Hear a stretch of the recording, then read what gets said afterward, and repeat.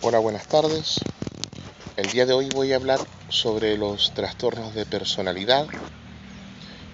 ¿Qué son los trastornos de personalidad? ¿Por qué se producen?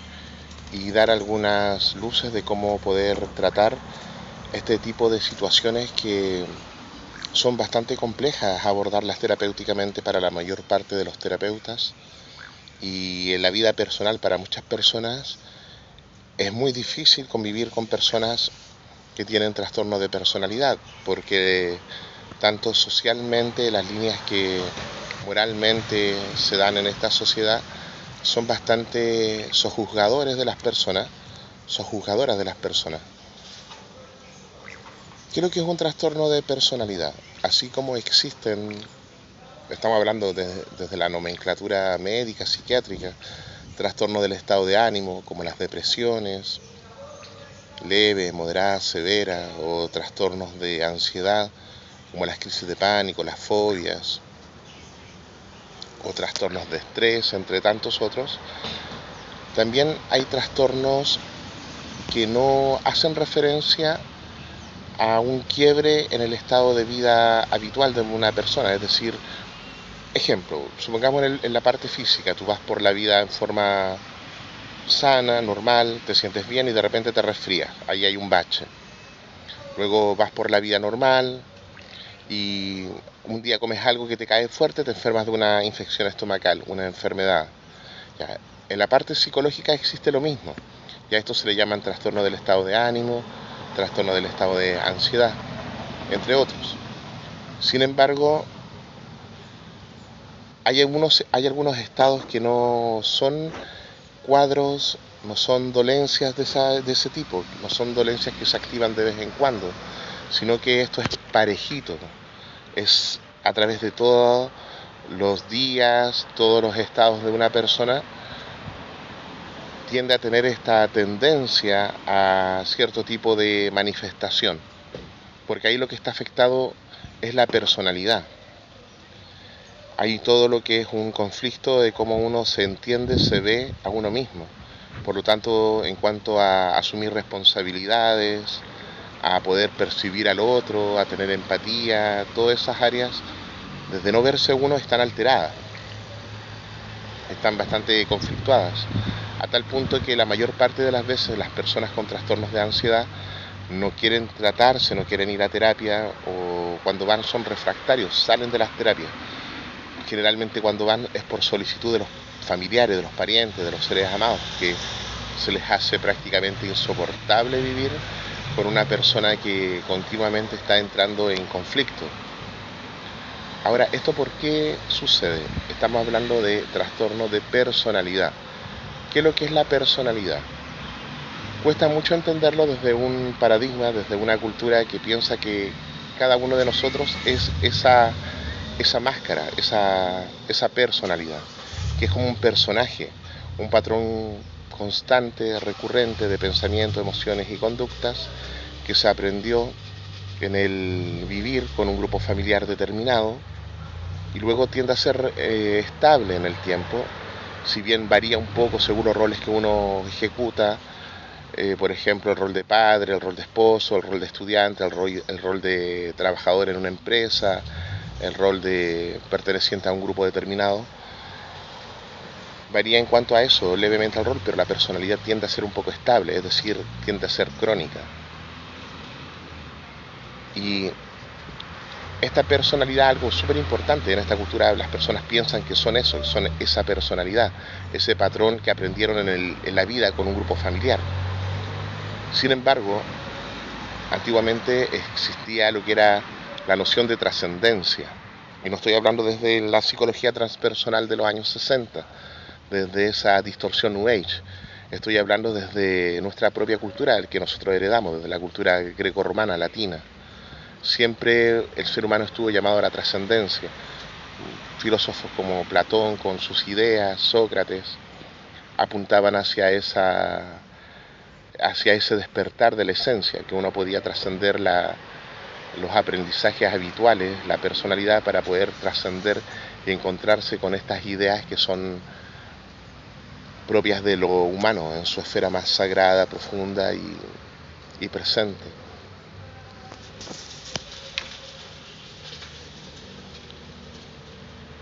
Una persona que padece de trastorno de personalidad es alguien que no logró desarrollar una noción clara de su personalidad. Esto comienza a marcarse sobre todo cuando uno adquiere una capacidad de abstracción un poco más compleja en la pubertad, porque antes el sistema endocrino, nuestro cerebro, nuestra psicología, las influencias que llegan a nosotros no nos preparan para poder entendernos en forma tan abstracta. Esto se logra a través de un desarrollo de nuestra capacidad cognitiva, nuestra capacidad mental, y donde nos podemos entender en una forma un poquito más abstracta y también profunda. Es en ese momento donde las personas necesitan poder generar una idea de sí mismos que sea sana, que a la vez de poder reflejar lo que uno siente, lo que uno vive, toda esa hermosa potencialidad humana, también logre encontrar una resonancia, un eco en el ambiente donde uno está viviendo, es decir, un otro con el cual yo me pueda identificar, verme reflejado. En esta dialéctica, en esta dinámica, uno va generando una idea de sí mismo que ojalá sea lo más armoniosa, sana, completa, que describa claramente nuestro sentir orgánico, nuestro cuerpo, nuestros deseos, nuestras frustraciones, nuestros temores. Es decir, que podamos expresar en la vida cómo nos sentimos. Sin embargo, muchas personas no logran encontrar una familia, un contexto para poder sentirse así, con esa libertad de expresión. Porque hay muchas familias que son muy cuáticas, muy brígidas, muy severas, muy restrictivas, muy violentas, con muchas carencias. Entonces la persona no alcanza a poder describirse con totalidad porque la rigidez del padre, la rigidez de la madre, la rigidez de la situación que en sí también están presentes, porque en la historia también hay dolor que se va arrastrando de una generación a otra, no dan espacio para que uno logre afirmarse, logre decir acá estoy, soy hermoso, soy pleno y así voy por la vida. Es decir, en otras palabras, no alcanzas a encontrarte contigo mismo. Es decir, no te alcanzas a conocer. Ni hablar cuando en esas etapas de la vida se produce un abuso sexual donde hay un drama tremendo y tú menos puedes lograr encontrar en el mundo que refleje lo que estás viviendo. Muchas veces tienes que quedártelo callado, muchas veces la familia misma no te cree. Entonces hay un no poder verte, un querer, básicamente, incluso no querer verte. En situaciones así de dolorosas, con contextos así de restrictivos, aparecen los trastornos de personalidad. Son personas que, en vez de, en momentos de estrés, en momentos de rabia, en momentos de impotencia, en momentos de tensión, poder seguir sintiendo una personalidad, una identificación de aprendizajes que al menos sean funcionales, se pierde todo eso y en vez de verse a sí mismo hay una identificación fuerte con un reflejo de uno de los progenitores que fue más rígido. Entonces ahí aparece la rabia, la crisis, el golpe, la promiscuidad, es decir, una identificación con la historia familiar más compleja, más dolorosa. Por eso las personas que tienen trastorno de personalidad tienden a ser caóticos, porque se pierden a sí mismos, se olvidan de sí mismos todo el rato cuando hay crisis y aparece como el Dr. Jekyll y Mr. Hyde, aparece este otro caótico, esta crisis que se repite una y otra vez, que es reflejo de la rigidez del sistema familiar. En vez de verte a ti mismo, te olvidas de ti mismo y ves eso. ¿Qué recomendación se puede dar para este tipo de personas? Trabajar en reafirmarse a sí mismo, en conocerse a sí mismo, trabajar en el recuerdo de sí mismo y a la vez ir desechando lo que es la crisis, lo que es este ego que aparece y te tiende a obnubilar, que te hace ser caótico.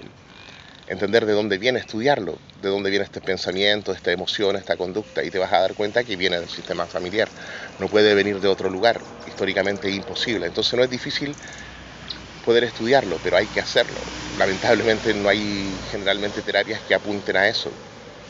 Simplemente hay otro tipo de teorías que se olvidan un poco de lo que yo te estoy contando, o no lo abordan, por las distorsiones del paradigma constructivista que estamos viviendo, también porque al sistema no le importa mucho la gente sana, porque la gente caótica es más valiosa para el sistema, genera más lucas, en atenciones, en todo, en enfermedad y en todo. Ahora, aquellas personas que no tienen un trastorno de personalidad, aquellas personas como digamos más neuróticas, normales, promedio, que no significa precisamente sanos, promedio viene de la norma, del promedio, de la mayoría, tampoco son personas que digamos muy sanas, ojo, como dice Mahatma Gandhi, no es sano estar adaptado a una cultura patológica, como esta cultura, es decir, aquellas personas que se ven haciendo crisis, desarrollando cuadros incluso severos como la esquizofrenia, con síntomas como la depresión, intento de suicidio, adicción, son todas las personas que su cuerpo está ya manifestando un proceso de cura, la locura. ¿Quiénes son los hueones más patológicos? Son aquellos que no se estresan, que no tienen ansiedad, que no se deprimen, los psicópatas. Aquella persona que en el lugar de trabajo, si tienen que hundir a un trabajador, simplemente porque te cayó mal, sin ningún asco los hueones vienen y lo hacen. O aquella expareja patológica que se quedó picada porque no te quedaste en la relación, te va a querer y perseguir y difamar toda la vida, va a estar siempre pendiente de tu vida toda la vida. La gente que se suma a los acosos en los trabajos, la gente que aprieta los dientes y simplemente mira para el lado cuando hay una injusticia, lo cual yo digo, al menos con ese modelo, a mí me apesta ese modelo de hacerse el tonto, por eso yo siempre voy, cuando veo una injusticia voy al choque, trato de hacer notar que no corresponde y trato de provocar cambios. Por lo tanto, no fui muy bienvenido en muchos de los contextos en los cuales trabajé. Sí, siempre tuve un desempeño de alto nivel, pero los típicos comentarios, oye, weón, acá tú no vengáis a hacer cambios porque acá no se vienen a hacer cambios. Simplemente tenéis que trabajar y seguir tirando la carroza. Uy, es un alivio y es una bendición poder ser totalmente independiente, poder ser totalmente libre de tu forma de pensar, de lo que vas a decir, de serte responsable y de poder pensar también libremente. En relación a los trastornos de personalidad, eso es lo que ocurre, ¿ya? Personas a las cuales los padres, en los sistemas familiares en los cuales vivieron, los cuidadores que estaban a cargo de estas personas, les impidieron reafirmarse. Recomendación, por lo tanto, no sean rígidos con sus hijos, que sus hijos no vivan su incompletud, que sus hijos no vivan su propio drama, no vivan su odio, que no repitan su falta, que sus hijos sean libres, no se preocupen de que vayan a estudiar algo que lucre económicamente, sino que hagan algo que realmente les apasiona. Son las personas que se atreven a hacer lo que sienten quienes hacen grandes cosas. El resto de la gente es intrascendente, simplemente están, pero no realmente existen, no realmente viven. No todos los que son paridos y están viven. Muchos de ellos vegetan como máquinas, como robots. Y al final todos de esta vida vamos a salir muertos, así que es mejor poder dejar algo digno para después, antes de simplemente perderte en el vacío de no ser, del no ser. William Shakespeare, ser o no ser, ahí está el dilema. Bien, eso con respecto a los trastornos de personalidad.